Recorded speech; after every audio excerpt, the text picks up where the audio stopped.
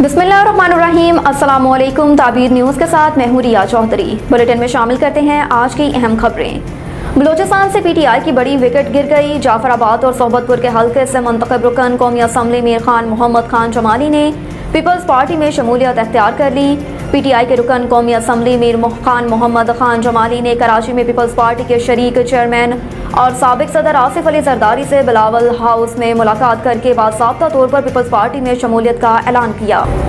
मीर खान मोहम्मद खान जमाली 2018 के इंतखाबात में जाफराबाद और सोहबतपुर की मुश्तरका नशिस्त हल्का NA 261 से पीटीआई के टिकट पर रुकन कौमी असम्बली मुंतखब हुए। इससे कबल मीर खान मोहम्मद खान जमाली रुकन बलूचिस्तान असम्बली और जाफराबाद के ज़िला नाज़िम के ओहदों पर भी रह चुके हैं।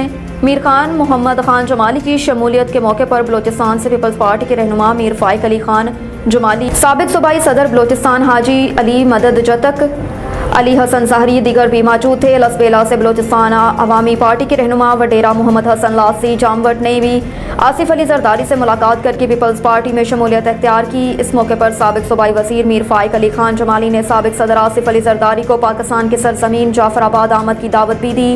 साबिक सदर आसिफ अली जरदारी ने दावत कबूल करते हुए कहा कि जल्द जाफराबाद का दौरा करूंगा। जाफराबाद के शहर डेरा अल-यार में जमात इस्लामी के ज़रिए तमाम शोहदा वतन रैली निकाली गई। कारकुनों के पाक फौज जिंदाबाद, पाकिस्तान जिंदाबाद के फलक शगाफ नारों से फ़ज़ा गूंज उठी। जमात इस्लामी के यूसी चेयरमैन मिठा खान बादीनी की क़यादत में शोहदा वतन रैली अल खिदमत फाउंडेशन के दफ्तर से निकाली गई। रैली शहर की मेन कौमी शाहराह से होती हुई मजदूर चौक पर पहुंचकर जलसे में तब्दील हो गई। शोहदा वतन रैली के शुरा ने हाथों में झंडे और बैनर्स उठा रखे थे। शुरा से खिताब करते हुए मिठा खान बादीनी, कौंसलर सरदार रफ़ीक अहमद भट्टी दीगर ने कहा कि सानहा 9 मई मुल्क का स्याह तरीन दिन है। फौजी तनसीबात और अमलाक को नुकसान पहुँचाने वाले अनासरों को सख्त सजा दी जाए। शोहदा की कुर्बानियों के बदौलत पूरी कौम चैन की ज़िंदगी बसर कर रही है। हमें अपने शोहदा और गाज़ियों पर फ़ख्र है जिन्होंने अपना आज हमारे कल के लिए कुर्बान किया। कौम का बच्चा बच्चा इन शोहदा की कुर्बानियों को सलाम पेश करता है। खबर शामिल करेंगे ओस्ता मोहम्मद से। Mayor municipal corporation Usta Mohammed Mir Muzaffar Ali Khan Jamali deputy mayor Haji Khan Palal की क़यादत में स्वीडन में कुरान पाक की बेहुरमती के खिलाफ म्यूनसिपल कॉरपोरेशन ऑफिस से रैली निकाली गई। शदीद गर्मी के बावजूद सैकड़ों लोगों ने रैली में शिरकत की। रैली के शुरा ने स्वीडन के खिलाफ सख्त नारेबाजी करते हुए इस्लाम जिंदाबाद और कुरान पाक जिंदाबाद के फलक शगाफ नारे लगाए। रैली मछली पुल, जनार रोड और घंटा घर चौक से होती हुई municipal corporation office Usta Mohammed में इख्तिताम पजीर हुई। इस मौके पर mayor Muzaffar Khan Jamali, deputy mayor Haji Khan Palal दीगर ने खिताब करते हुए कुरान पाक की बेहुरमती की शदीद मजम्मत की और स्वीडन हुकूमत से मुल्ज़मान को सख्त सजा दिलवाने का मुतालबा किया। Mayor municipal corporation Mir Muzaffar Ali Khan Jamali का मज़ीद क्या कहना था, आइए आपको सुनवाते हैं।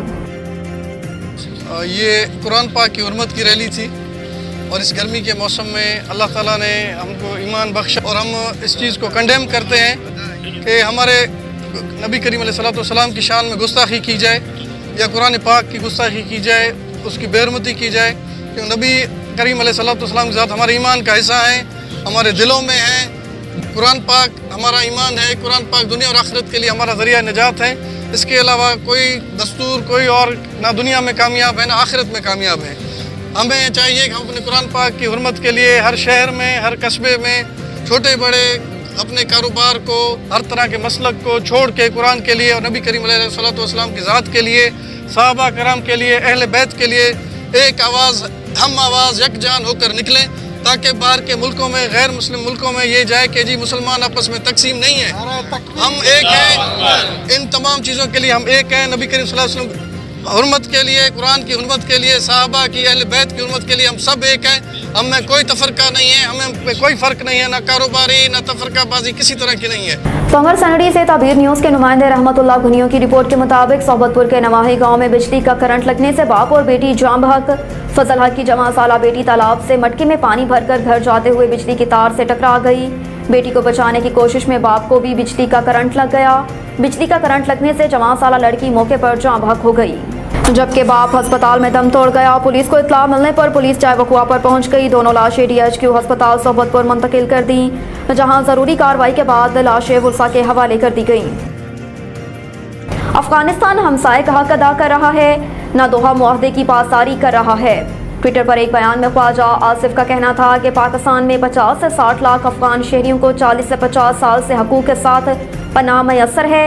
لیکن اس کے برعکس پاکستانیوں کا خون بہانے والے دہشت گردوں کو افغان سرزمین پر پناہ گاہیں میسر ہیں۔ وزیر دفاع کا کہنا تھا کہ لیکن اب یہ صورتحال مزید جاری نہیں رہ سکتی۔ پاکستان اپنی سرزمین اور شہریوں کے تحفظ کے لیے اپنے وسائل پروئے کار لائے گا۔